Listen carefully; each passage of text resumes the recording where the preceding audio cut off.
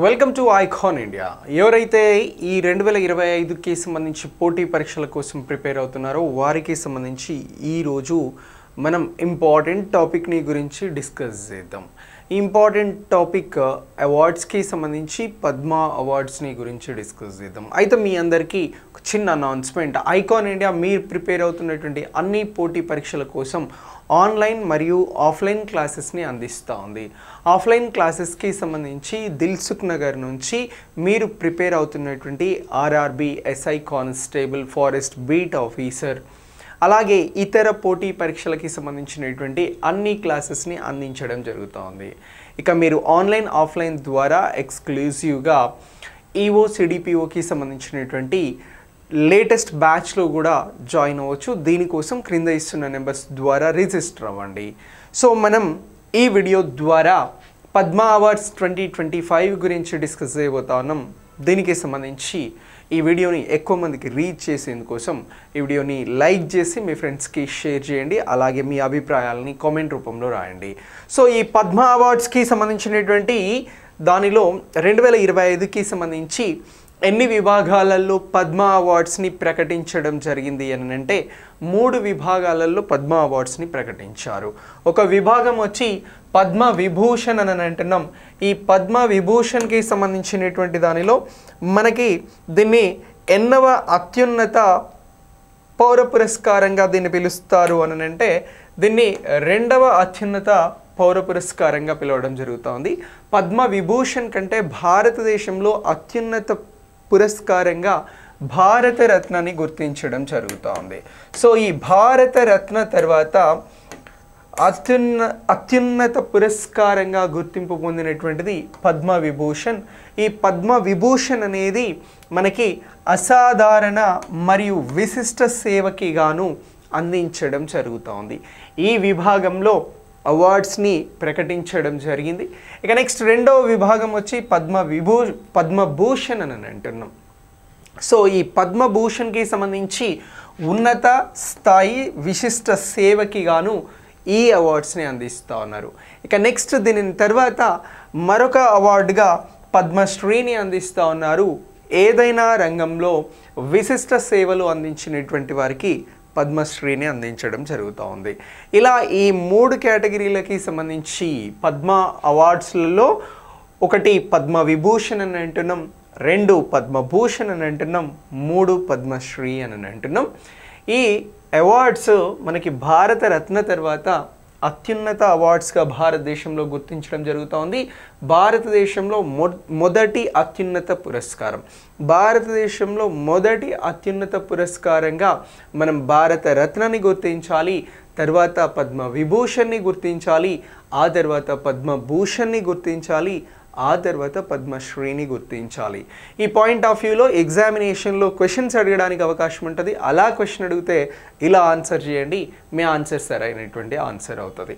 మరి ఈ 2025కి సంబంధించి అవార్డ్స్ అంశంలో మనం మాట్లాడాల్సి వస్తే ఏ విభాగాలలో అవార్డ్స్ని అందిస్తూ ఉన్నారు అని అంటే కళలు, సామాజిక సేవ, ప్రజా వ్యవహారాలు, అలాగే ఇంజనీరింగ్, వాణిజ్యం, పరిశ్రమలు, వైద్యం, సాహిత్యం మరియు విద్యా, క్రీడలు, సివిల్ సర్వీసెస్, ఇలా వివిధ విభాగాలకి సంబంధించినటువంటి వాటిలలో కృషి చేసినటువంటి వారిని గుర్తించి వారికి ఈ అవార్డ్స్ని అందించడం జరుగుతూ ఉంది. సో మరి 2025 అవార్డ్స్కి సంబంధించి మొత్తం ఎంతమందికి ఈ అవార్డ్స్ని అందిస్తూ ఉన్నారు అని అంటే 139 మందికి సంబంధించి అవార్డ్స్ని ప్రకటించడం జరిగింది. సో పద్మ అవార్డ్స్ ఇటీవల ఎన్ని ప్రకటించారు అని అంటే 139 ప్రకటించారు అని చెప్పాలి. ఇందులో 1 డియో కేస్ సహా అని అంటున్నాం. 1 డియో కేస్ సహా అని అంటే ఏంటి అని అంటే ఒకే అవార్డ్ని ఇద్దరికి ఇవ్వడం, అది ఒకే విభాగానికి సంబంధించి విశిష్ట కృషి చేసినటువంటి వారికి ఒకే అవార్డ్ని ఇద్దరికి ఇవ్వడాన్ని ఇక్కడ డియో కేస్ అని అంటున్నాం. సో ఇలా 2025కి సంబంధించి ఎన్ని డియో కేస్ అవార్డ్స్ ఉన్నాయి అని అంటే 1 అని చెప్పాలి. సో ఇలా దీనితో కలిపి మొత్తం 139 పద్మ అవార్డ్స్ని ప్రకటించడం జరిగింది. సో ఇందులో ఎన్ని పద్మ విభూషణ్ అని అంటే 7 పద్మ విభూషణ్ అని చెప్పాలి, అలాగే 19 పద్మభూషణ్ అని చెప్పాలి, 113 పద్మశ్రీ అని చెప్పేసి చెప్పాల్సి ఉంటుంది. సో ఇలా మొత్తం 139 అవార్డ్స్ని ప్రకటించడం జరిగింది. ఒకటి ఇందులో డియోకేస్ సహాన్ అని అంటున్నాం. డియోకేస్ అనగా ఒకే అవార్డ్ని ఇద్దరికి ఇవ్వడం. అలాగే మొత్తం ఇందులో పద్మవిభూషణ్ ఎన్ని అని అంటే 7 అని అంటున్నాం, పద్మభూషణ్ ఎన్ని అని అంటే 19 అని అంటున్నాం, పద్మశ్రీ ఎన్ని అంటే 113 అని అంటున్నాం. సో ఇలా ఈ పాయింట్ ఆఫ్ వ్యూలో క్వశ్చన్ అడుగుతారు. అలా క్వశ్చన్ అడిగితే ఇది రైట్ ఆన్సర్గా మనం చెప్పాల్సి ఉంటుంది. ఇక నెక్స్ట్ దీని తర్వాత ఇందులో ఈ అవార్డ్స్కి సంబంధించి ప్రత్యేకమైనటువంటి పాయింట్ ఆఫ్ వ్యూలో క్వశ్చన్ అడగడానికి అవకాశం ఉంటుంది. ప్రత్యేకమైనటువంటి పాయింట్ ఆఫ్ వ్యూలో అంటే ఇటీవల 2025కి సంబంధించి ఎంతమంది మహిళలు పద్మ అవార్డ్స్ని పొందడం జరిగింది అని అంటే మన ఆన్సర్ 23 మంది మహిళలు అవార్డ్స్కి సంబంధించి అర్హులుగా ప్రకటించడం జరిగింది. సో మరి ఈ అవార్డ్స్కి సంబంధించి విదేశీయులకి సంబంధించి ఎంతమందికి ఇస్తూ ఉన్నారు అని అంటే 10 మందికి అని చెప్పాలి. సో ఈ 10 మంది కూడా విదేశీయులు అని అంటున్నాం. నాన్ రెసిడెన్షియల్ ఇండియన్స్ ఎన్ఆర్ఐస్, అలాగే పర్సన్స్ ఆఫ్ ఇండియన్ ఆరిజిన్స్ పిఐఓస్, అలాగే వీరితో పాటు ఓవర్సీస్ సిటిజన్స్ ఆఫ్ ఇండియన్స్ అని 3 వర్గాలుగా ఉన్నటువంటి విదేశీయులకి సంబంధించి మొత్తం 10 అవార్డ్స్ని పద్మ అవార్డ్స్ని అందజేస్తున్నారు అని గుర్తుంచుకోవాలి. ఇక మరణాంతరం ఎంతమందికి ఇచ్చారు అని అంటే 13 మందికి అనేటువంటి అంశాన్ని కూడా 2025 పద్మ అవార్డ్స్ పాయింట్ ఆఫ్ వ్యూలో మనం గుర్తించాల్సినటువంటి అంశం. సో ఈ పాయింట్ ఆఫ్ వ్యూలో కూడా క్వశ్చన్ వస్తుంది. మహిళలకి మొత్తం 23 పద్మ అవార్డ్స్ని అందజేశారు, విదేశీయులకి 10 పద్మ అవార్డ్స్ని అందజేశారు. ఇక నెక్స్ట్ మరణాంతరం 13 పద్మ అవార్డ్స్ని అందజేయడం జరిగింది అని చెప్పేసి గుర్తించాల్సి ఉంటుంది. ఇక నెక్స్ట్ దీని తర్వాత మనం ప్రధానమైనటువంటి వివరాల పాయింట్ ఆఫ్ వ్యూలో దీని గురించి మాట్లాడాల్సి వస్తే ప్రతి సంవత్సరం గణతంత్ర దినోత్సవ వేడుకల ముందు, ఈ రిపబ్లిక్ డే వేడుకల ముందు అవార్డ్స్ని ప్రకటించడం జరుగుతోంది. కేవలం ప్రకటిస్తూ ఉన్నారు. ఇక నెక్స్ట్ ఈ అవార్డ్స్కి సంబంధించి ఎవరు ఎక్కడ అందజేస్తారు అని అంటే రాష్ట్రపతి భవన్లో మార్చ్ ఏప్రిల్న ఈ 2025కి సంబంధించినటువంటి సంవత్సరానికి గాను ఇస్తున్నటువంటి అవార్డ్స్ని రాష్ట్రపతి ద్రౌపది ముర్ము గారి చేత అందించడం జరుగుతుంది. సో ప్రదానం చేసేటువంటి వారు రాష్ట్రపతి అని చెప్పేసి ఇక్కడ మనం గుర్తించాల్సి ఉంటుంది. ఇక నెక్స్ట్ ఈ అవార్డ్స్కి సంబంధించి పద్మవిభూషణ్ అవార్డ్స్ పొందినటువంటి వారిని గుర్తించండి అని అంటారు. వెరీ వెరీ ఇంపార్టెంట్ క్వశ్చన్గా ఇది మనకి ఎగ్జామినేషన్ పాయింట్ ఆఫ్ వ్యూలో 100% కనబడుతుంది.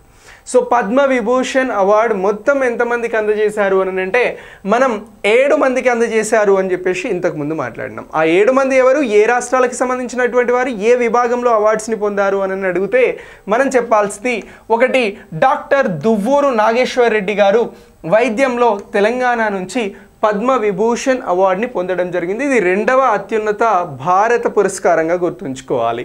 ఇక నెక్స్ట్ 2వ వ్యక్తిగా జస్టిస్ రిటైర్డ్ జగదీష్ సింగ్ కెహార్ గారిని గుర్తించడం జరిగింది.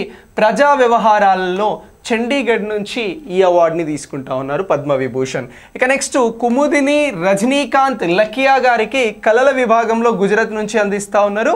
లక్ష్మీనారాయణ సుబ్రహ్మణ్యం గారికి కళల విభాగంలో కర్ణాటక నుంచి, అలాగే ఎంటి వాసుదేవన్ నాయర్ గారికి మరణాంతరం అందించడం జరుగుతూ ఉంది సాహిత్యం విద్య కేరళ నుంచి.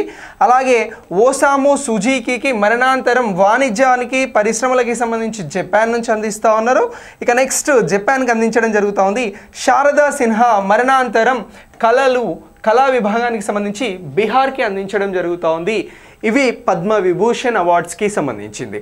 సో ఇలా మరణాంతరంకి సంబంధించినటువంటి ఎందరు పొందారు ఇందులో అంటే 2 అని అంటున్నాం. ఒకటి ఎంటి వాసుదేవన్ నాయర్ గారు, 2 శారదా సిన్హా గారు, అలాగే ఓసాము సుజీకి మరణాంతరం పొందినటువంటి వారినిగా గుర్తుంచుకోవాలి. మొత్తం 3కి మరణాంతరం పద్మవిభూషణ్ 2025 అందించడం జరిగింది అనేటువంటి అంశం వెరీ వెరీ ఇంపార్టెంట్, గుర్తుంచుకోండి. అలాగే మొత్తం వ్యక్తుల్ని, వారికి సంబంధించినటువంటి క్యాడర్స్ని, అలాగే వారికి సంబంధించినటువంటి రాష్ట్రాలతో సహా అలాగే దేశంతో సహా గుర్తుంచుకోవాలి. ఇటీవల పద్మవిభూషణ్ అవార్డు ఏ దేశానికి సంబంధించి ఏ వ్యక్తికి అందించారు అని అంటే జపాన్ దేశానికి సంబంధించినటువంటి ఓసాము సుజీకి మరణాంతరం అందించడం జరిగింది. ఏ విభాగంలో అని అంటే వాణిజ్యం మరియు పరిశ్రమలకి సంబంధించినటువంటి విభాగంలో పద్మవిభూషణ్ని జపాన్కి సంబంధించినటువంటి వారికి అందించారు. ఈ పాయింట్ ఆఫ్ వ్యూలో క్వశ్చన్ వస్తుంది, గుర్తుపెట్టుకోండి, ఆన్సర్ చేయండి. తెలంగాణ నుంచి పద్మ విభూషణ్ అవార్డు పొందినటువంటి వారు ఎవరు 2025కి గాను అని అంటే మనం చెప్పాల్సినటువంటి పేరు డాక్టర్ దువ్వూరు నాగేశ్వర్ రెడ్డి గారు. వైద్య విభాగంలో తెలంగాణ రాష్ట్రం నుంచి పద్మ విభూషణ్ అవార్డుని పొందడం జరిగింది.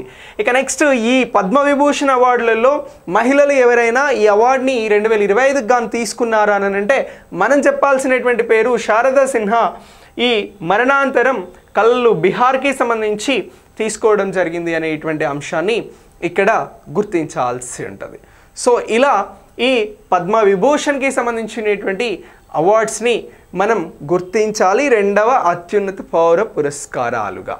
ఇక నెక్స్ట్ దీనికి సంబంధించి వెరీ ఇంపార్టెంట్, పద్మ అవార్డులు పొందినటువంటి తెలుగు వారిని గుర్తించండి అని అడుగుతారు. ఇక్కడ ఇలా క్వశ్చన్ అడిగితే మనం పద్మ విభూషణ్లో దువ్వూరు నాగేశ్వర్ రెడ్డి గారికి వైద్య విభాగంలో వచ్చింది తెలంగాణ నుంచి అని అంటున్నాం. ఇక ఆంధ్రప్రదేశ్ రాష్ట్రం నుంచి నందమూరి బాలకృష్ణ గారికి పద్మభూషణ్ అవార్డు వచ్చింది. ఇది కూడా గుర్తుంచుకోండి. విభాగం వచ్చి ఆర్ట్, కళారంగానికి సంబంధించి. ఇక నెక్స్ట్ దీని తర్వాత పద్మశ్రీ అవార్డ్స్కి సంబంధించి మనం గుర్తుంచుకోవాల్సిన పేర్లు కొన్ని ఉంటాయి. పద్మ విభూషణ్లో దువ్వూరు నాగేశ్వర్ రెడ్డి గారికి వచ్చింది. అలాగే పద్మభూషణ్లో నందమూరి బాలకృష్ణ గారికి వచ్చింది.